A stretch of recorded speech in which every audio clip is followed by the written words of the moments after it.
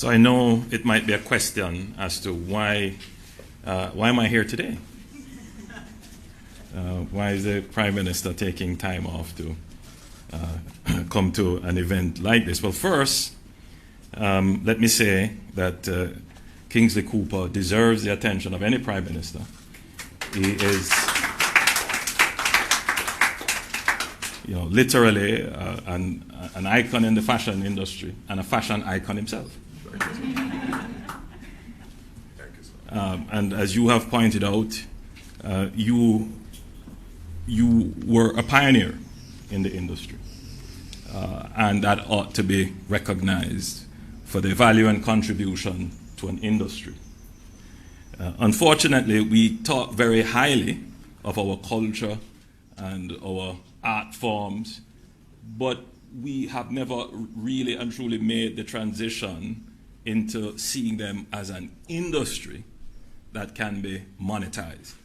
In other words, we see the cultural value, but we've never really tried to convert that into economic value, lest it devalues the cultural value. But that's not the case.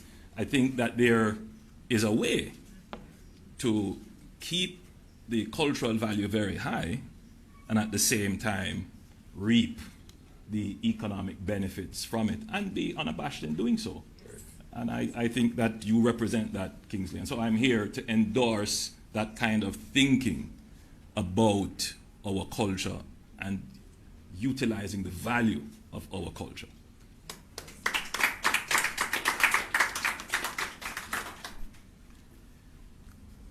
Having said that, I'm also the Minister of Economic Growth and Job Creation, which involves housing development, the Ministry of Housing, which is a very wide ministry. So I'm certain that this $6 billion potential investment will generate significant employment. So I'm also here to endorse that. I'm also here to speak about the development of the real estate market. If you drive through Kingston, which I'm sure you all do, or wherever you do in Jamaica, you will immediately recognize that much of our built infrastructure is dated relative to other comparable countries in the region. Our infrastructure is a little bit old. Secondly, you would realize that not only is it dated, it's built long ago, they were not maintained to standard, because you can have old infrastructure, but it looks very good because it is well maintained. In fact, cities like London and Paris, and their infrastructure are hundreds of years in age, but they are well maintained. It becomes part of their cultural heritage expressed in a physical asset.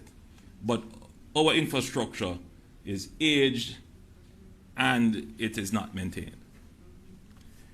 And the longer that stays, the greater will be what we call urban blight.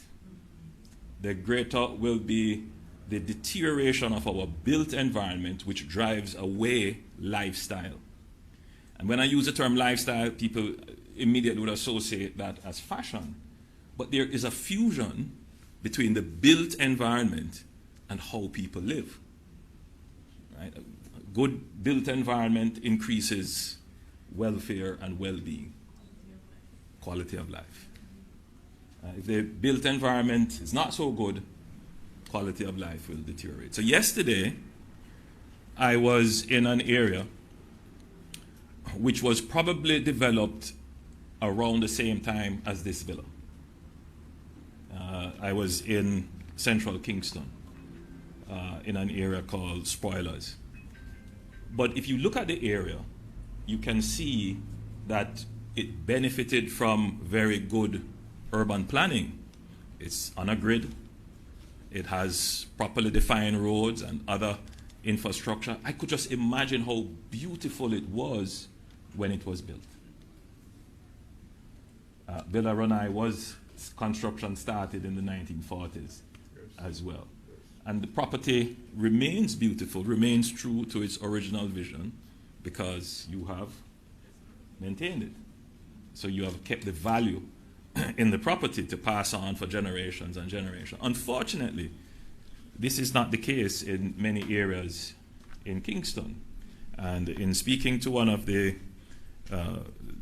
residents who was a victim of a fire, a massive fire which burnt out several families, she said, well, I don't own the property, Prime Minister, but the people who own it, they give it up. They're gone.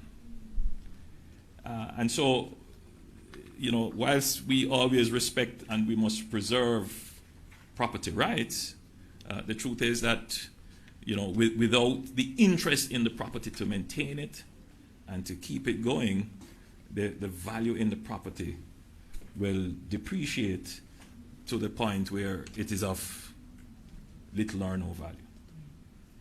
So this process of constantly reinvesting in your real estate, in your built environment, not just building new buildings, but regenerating the buildings that have been there, it's a very important process. And for many decades, I would posit that for at least 30 years, this process of reinvesting in our existing built infrastructure slowed down to a point where you know, many of our communities have reached this point of urban decay and are in need of serious investment for renewals.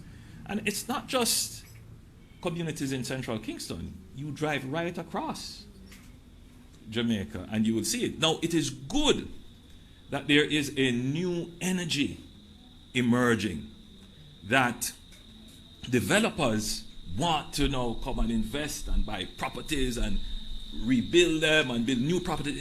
It is good. But that process can be chaotic because you run into issues of how can this be done orderly, with respecting the original definition of how these communities should develop. How do you respect people's property rights and their rights to privacy? How do you develop these properties, right? And ensure that you maintain the environmental and urban planning standards. And as Minister with responsibility for this is an everyday challenge, and we are constantly looking at it. And we have tightened up the regulations, not just the regulations, but the supervision of projects as well. So last year we had several complaints. Several matters came before the courts, and obviously the government took very careful note of the pronouncements. And so we have been working to improve. I haven't heard so much complaints going forward, but I know that there are still issues. But we're working behind the scenes because it's a delicate balance. We don't want to kill off the real estate industry because that is a key driver of our current recovery and economic growth. But at the same time, it's largely profit-driven. And obviously, Kingsley, you want to make the most, but you also have another variable that you're seeking to maximize in your equation. You want the aesthetic appeal because that's part of your business model. The aesthetic appeal increases the economic value for you. Other developers don't have that. If they could get away with just the concrete, they would.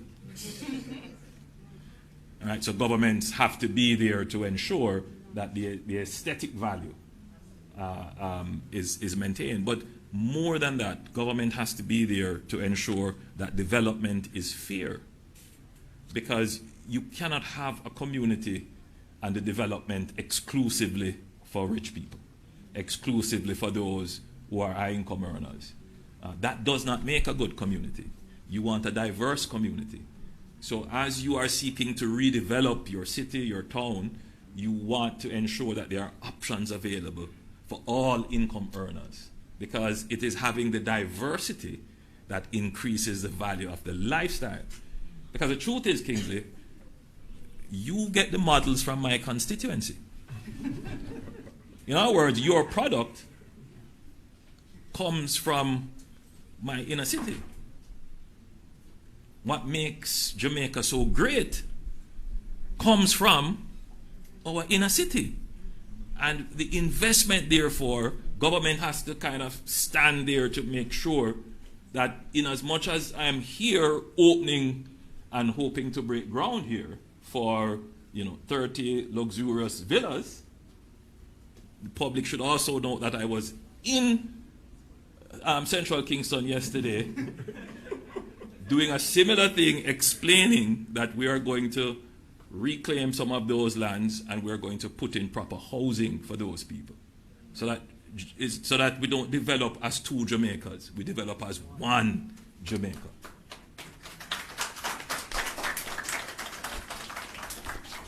So I hope that I have adequately defended myself from the from the attacks that will come inevitably. But we are here to ensure that we have a very rounded and comprehensive redevelopment of our built environment. I would also want to say that the redevelopment of Jamaica cannot be carried out by the government alone. In fact, the government has made a commitment that we're going to build 70,000 new houses. This 30 is not in the 70. Right? So that's total private sector, so it's not counted in the 70,000 that we are building. All right, but we have made that commitment that in the next 5 years, starting from 2020, we would do 70,000. Just as you have said, the pandemic has really delayed our plans. It's knocked us off about a year. So we're a bit behind because of the pandemic. But still, we're pretty much very close to delivering 10,000 of those units already. And the NHD has committed to building 43, the HAJ 15, and the other programs that we have, including the Bernard Lodge development and some others that we're going to announce shortly. We have pretty much identified where it is going to come from. The issue now is just the pace of execution, because we have now the inflation, the prices have gone up, but we also have significant logistical issues in terms of the delivery of material and equipment. In fact, one large project that I just opened suffered from that because, simple things like the fire doors, they are imported, and it took time to get to Jamaica, so the handing over was delayed. But nevertheless, we are still on track and we're still committed to do those 70,000. But the truth is, even with 70,000 houses coming on the market, the deficit is huge. I don't have the statistics. I'm just giving an estimate. Hopefully we'll get some information from the census which we have just launched. But 70,000, I think, would just probably bring us halfway to where we really need to get ahead of the housing demand that exists in the country. And so we are going to depend on the private sector to fill in the other 70,000 that may be necessary. But the question is, which 70,000? So we have said to the NHD, you have to shift your focus away from the middle and high end to focus exclusively on the lower middle and affordable and lowest income, because that is where that has been the underserved market for many years. And because it has been so underserved, you find that people want housing, so they are going to illegally settle and squat. So squatting is not just a matter of a public order issue. It is an issue of a failure in the market. And Jamaica has taken steps to correct this market failure by making provisions for mortgages. If you are a low-income earner, you can get a 0% mortgage. The issue is, as we know, we have put out, for example, in one of the developments we're doing, 40 units became available. 20,000 persons applied for them. So 40 units valued at going at about $6 to $7 million. That's a sweet spot in terms of price. 20,000 persons applied for it. So that shows you the unfulfilled demand that exists. So when I'm saying 70,000, we know that's not going to be enough, but it will carry you a far way. The failure in the market is that we haven't been able to get the private sector to come in utilizing the technology, the building systems, bringing the level of management that can carry out these kinds of construction at scale to be interested in providing houses at that solution. Then there's the other issue, of course, of taste. The solutions may not match our traditional tastes. We are wedded to concrete and steel.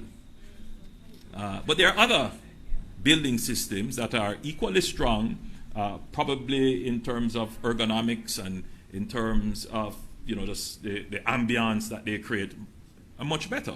So we also have to go through a kind of public education campaign to introduce new building technologies and solutions. And we are slowly but surely working our way into that.